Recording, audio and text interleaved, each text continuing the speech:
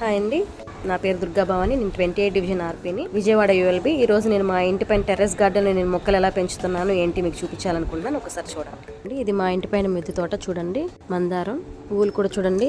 పైన మట్టి భూమిలో కాకుండా కుండీలో పెట్టినా ఎంత బాగా వచ్చినాయో. తెల్ల మందారం, ఇంకొక రకమైన మందారం. చూడండి ఎంత చక్కగా, ఎంత ఫ్రెష్గా ఉందో. మల్లె మొక్కలు చూడండి. పసుపు అండి, నేను ప్రతి సంవత్సరం 6 నెలలకు ఒకసారి పసుపు హార్వెస్ట్ చేస్తాను. పసుపు కుండీ చూడండి ఒకసారి. బీరపాదు చూడండి, ఇది కూడా కుండీలోనే ఉంది, ఒకసారి చూడండి. పిందెలు పడ్డాయండి, బాగా పిందెలు వచ్చినాయి, చాలా పిందెలే వచ్చినాయి చూడండి.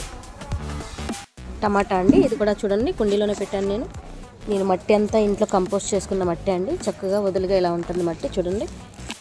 జాజులండి చూడండి, మనం ఇంట్లో ఖాళీ స్థలమే అవసరంలా మిద్దె తోట మీద మన టెర్రస్ మీద కొంచెం ప్లేస్ ఉన్న మొక్కలు పెంచుకోవాలి అన్నది దీన్ని బట్టి మీకు అర్థమవుతుంది కదా.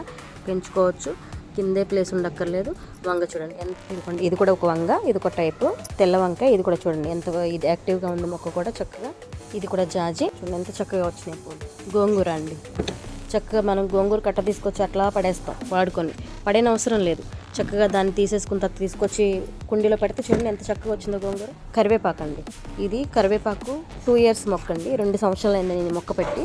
చూడండి ఎంత బాగా వచ్చింది మొక్క భూమిలోంచి. కింద కుండీలో పెట్టిన మొక్కేనండి, చూడండి ఎంత ఫ్రెష్గా ఉందో. ఒకసారి చూడండి, అబ్జర్వ్ చేయండి. అట్లీస్ట్ ప్లేస్ లేని వాళ్ళు చిన్న కుండి పెట్టుకొని కరివేపాకు మొక్క పెట్టుకున్నా పర్వాలేదండి. సో నేను ఇది మిద్దె తోట స్టార్ట్ చేసి 3 ఇయర్స్ అవుతుందండి. చేసినప్పటి నుంచి కూడా నేను ప్రతిదీ చిన్న చిన్నగా 1-2 మొక్కలతో స్టార్ట్ చేశాను. చక్కగా ఇప్పుడు నేను ప్రతిరోజు కాకపోయినా వీక్లీ థ్రైస్ నేను ఖచ్చితంగా హార్వెస్ట్ చేస్తూ ఉంటాను ఏదో ఒక కూరగాయ. కాబట్టి మీరు కూడా అట్లా పెంచుకోవాలని చెప్పి ఆశిస్తున్నాను.